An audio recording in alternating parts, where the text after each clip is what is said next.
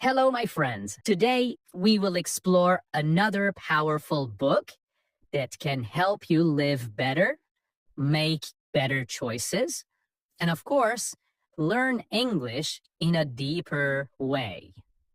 The book is called Your Future Self: How to Make Tomorrow Better Today. The author is Hal Hershfield. In this episode, we will use the ideas of the book to help you think about one very important person: your future self. Your future self means you later in life. You in 1 year, 5 years, and 10 years. It is still you, but in the future.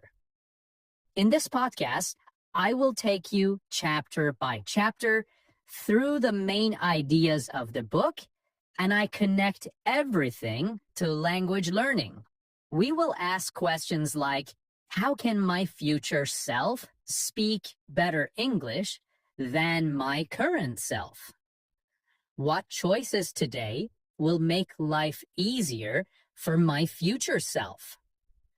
Why do we often choose comfort now, even when it hurts our future? At the beginning of this episode, the language will be simpler and more familiar. This will help your brain warm up and feel safe.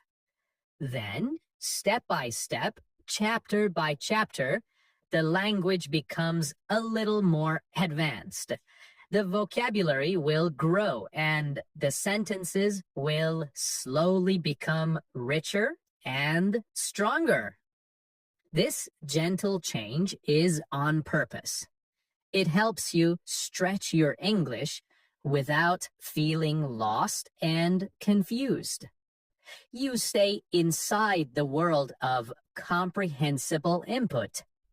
Comprehensible input is the English that is clear enough to understand, but still gives you new words, new ideas, and new structures. My goal is simple. I want you to see that you are not just learning English for today. You are learning for the person you will become. You are learning for your future self. Many people think about English only in the present moment. I am bad at speaking. I am shy. I make mistakes. But this book helps us move our eyes forward. It teaches us how to be kinder to the future version of us. How to make choices today that will make that future self proud, strong, and more fluent.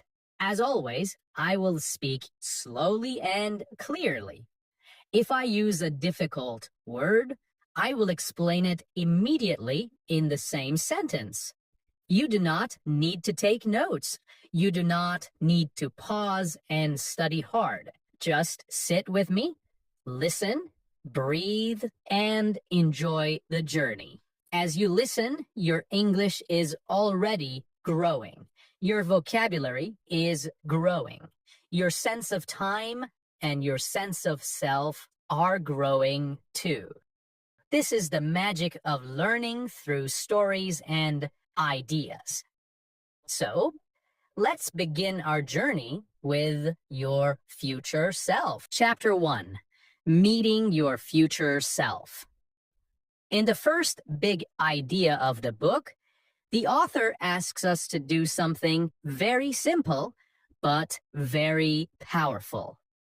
He asks us to meet our future self. Of course, we cannot really travel in time. We cannot physically meet the future you. But we can imagine them. We can picture them clearly in our mind. To picture something means to see it in your imagination, like a movie in your head. Most of the time, we live inside our present self.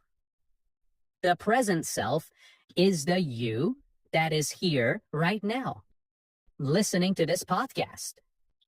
The present self always wants comfort now. The present self prefers pleasure today. The present self does not like waiting. The future self is different. Your future self wants health, stability, and success later. The word stability means feeling safe and steady, not shaking, not in danger. Your future self wants you to save money, to exercise, to learn English, to grow in your work, to protect your relationships. But often, the present self and the future self do not agree. For example, your present self may say, I just want to relax and watch a series in my own language. Your future self may say, please listen to 10 minutes of English so that in 2 years we can speak confidently. These two voices live inside us. Sometimes the present self wins. Sometimes the future self wins. The author explains that for many people, the future self feels like a stranger. A stranger is a person you do not know. When your future self feels like a stranger, it is hard to care about them. You do not feel responsible for them. So, if your future self feels like a stranger, you choose comfort today and forget about tomorrow. The author says that many of our problems come from this distance between our present self and future self. Distance here means how far something feels in your mind. The future feels far away, so we think it is not real. But of course it is real. One day, you will be that future person. Now, how do we meet our future self in a stronger way? One way is to imagine your life in a clear picture. You can close your eyes and ask, if I continue like this for 5 years, who will I be? How will my English sound? What kind of work will I do? How will my body feel? Will I be proud of the choices I make now? This kind of imagination is called mental time travel. Mental means in the mind. Time travel means going to another time. So mental time travel means visiting the future in your imagination. When you do this, your future self becomes more real. They are not just an idea. They begin to feel like a real person you care about. For language learning, meeting your future self is very important. If you see your future self clearly, maybe giving a presentation in English, maybe traveling easily, maybe talking with friends in English, you feel more motivated today. The word motivated means having more energy and desire to do something. Imagine two people. One person thinks, I am bad at English. I will always be bad. This person sees no future self, only today's problems. The other person thinks, I cannot speak well yet, but I can see myself in 2 years speaking calmly, making small mistakes, but communicating clearly. This person has met their future self. The future self gives them hope and direction. The word direction means knowing which way to go. The author's research shows that when people feel a stronger connection to their future self, They make better decisions today. They save more money. They take care of their health. They study more. They avoid dangerous habits. In the same way, if you feel close to your future English-speaking self, you will make better language decisions. You will listen a little more. You will read a little more. You will practice a little more. So, the first chapter of our journey is simple. Do not ignore your future self. They are not a stranger. They are you. They will live inside the results of your choices. Every minute you spend with English today is a small gift to your future self. In the next chapter, the author explains something very interesting. Your brain does not always see your future self as you. Many times, the brain treats the future you like another person, like a stranger. Not an enemy, not a best friend, just someone else. The word separate means not connected, not joined.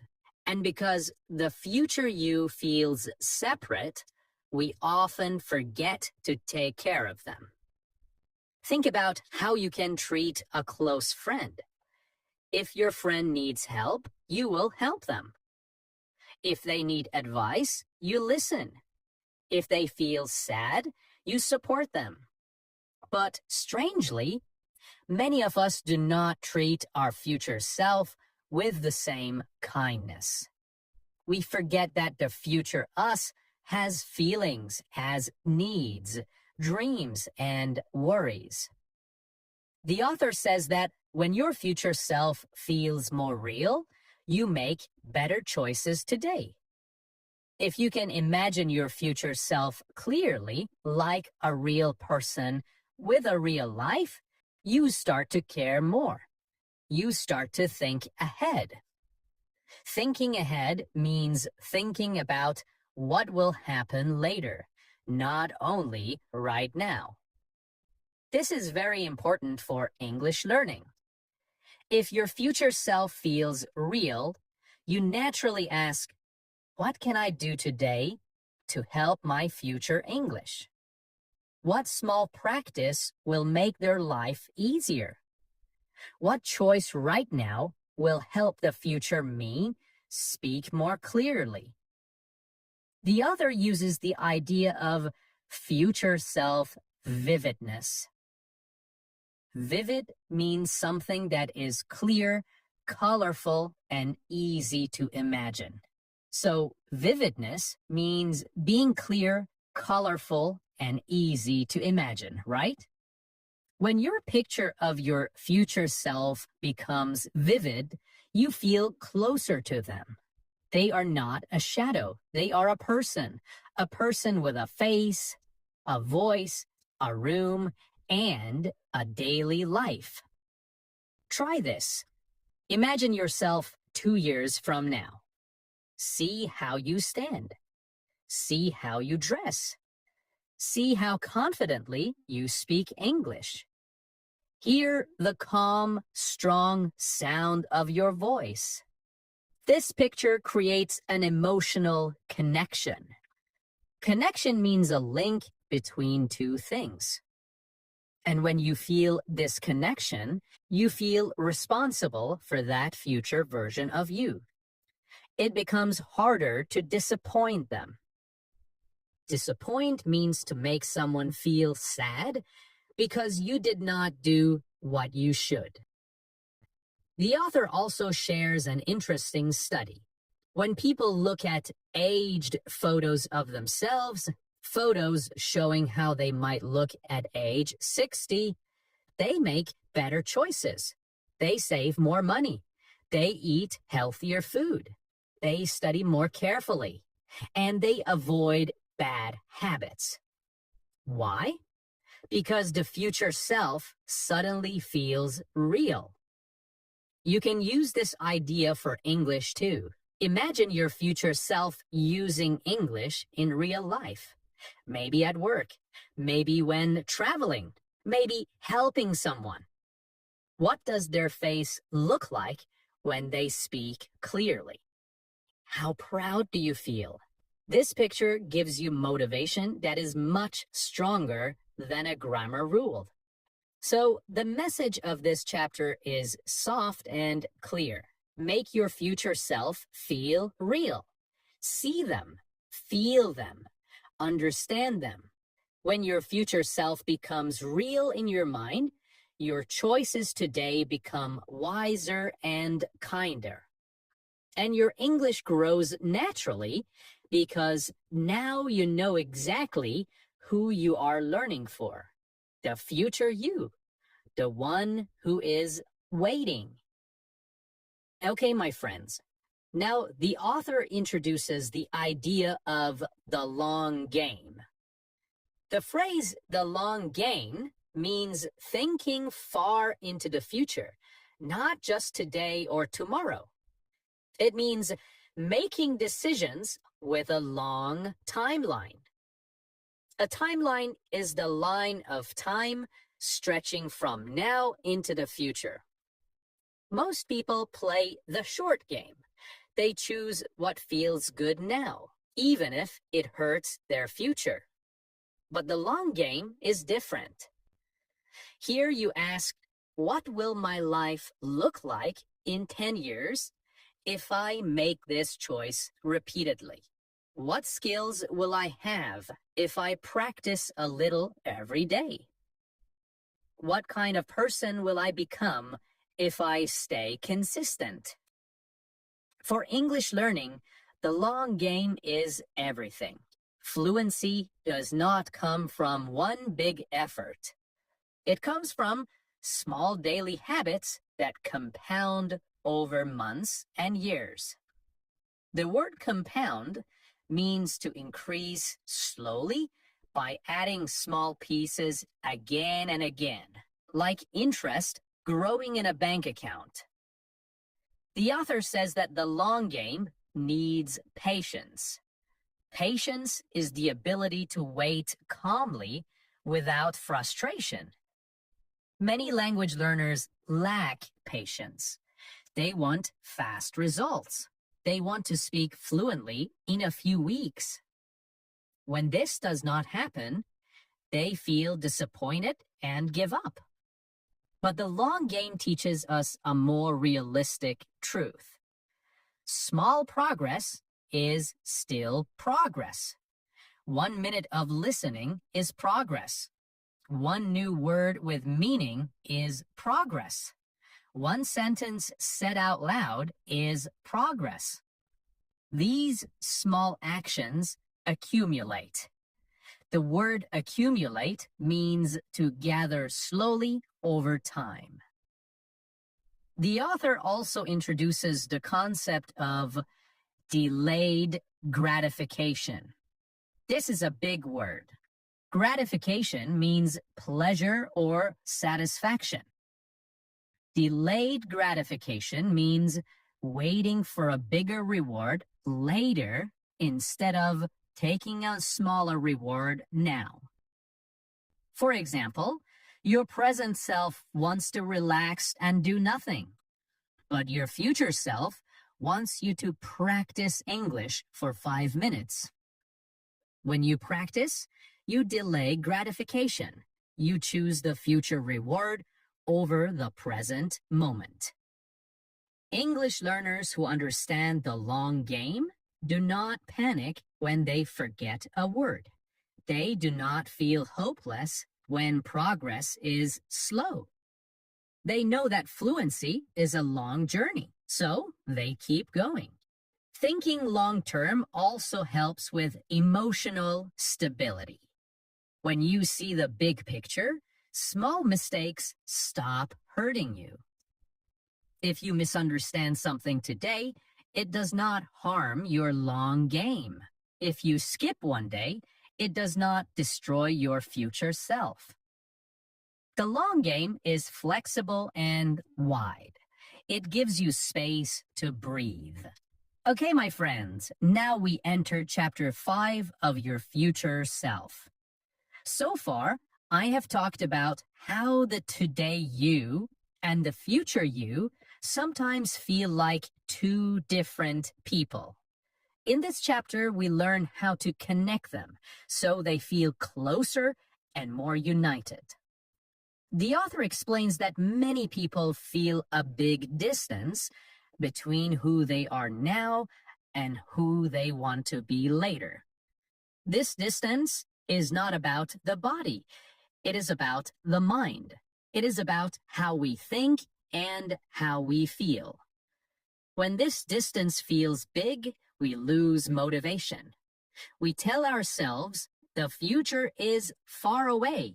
It does not matter what I do today. But this is not true. Everything you do today shapes the life your future self will live.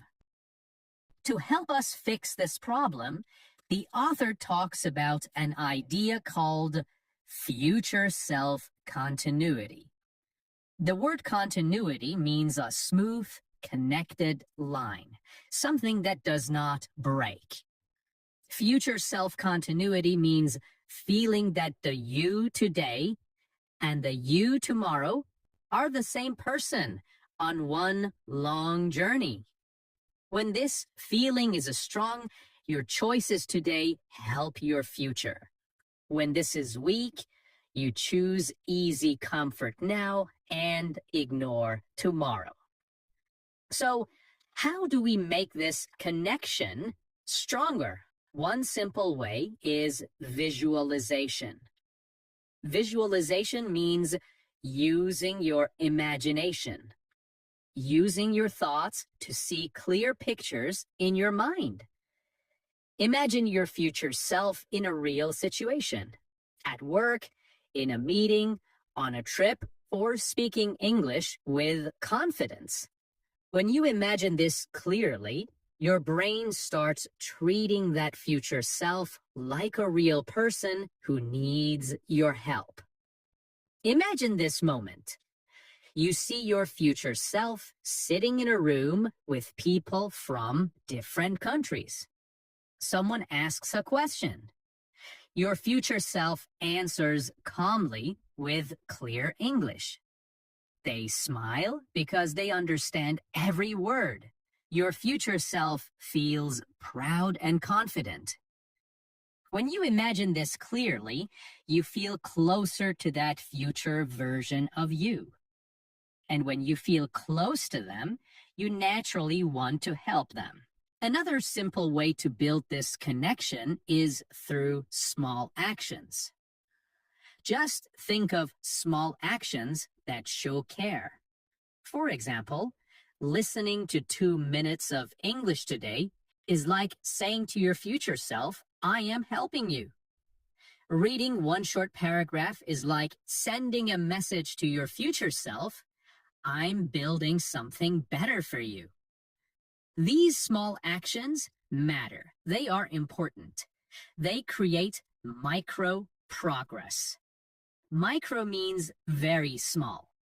Micro progress means tiny steps that slowly bring the present you and future you closer together. Many learners think progress must be big and dramatic. But tiny steps are often better because they are easy to continue and they do not create stress. For example, repeating one English sentence every day for a month will help your memory more than studying grammar for 1 hour and then stopping. Small steps add up. So the author says that the strongest connection between present and future you is built with 3 simple things: imagination, kindness, and repeatable actions. Let's talk about kindness. This is also called compassion. It means being gentle. It means being gentle with your future self. Imagine your future self at the end of a long day.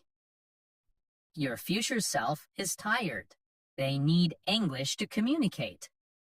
When you practice for even 1 minute today, you are helping them. You are giving them strength. Imagine your future self. Your future self needs English to communicate. When you practice for even 1 minute today, you are helping your future self. You are giving them strength. So the message of this chapter is simple and soft.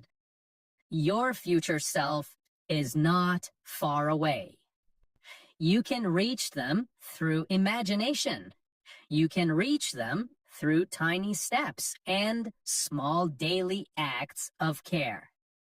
Every minute you spend with English today is a gift to the person you will soon become.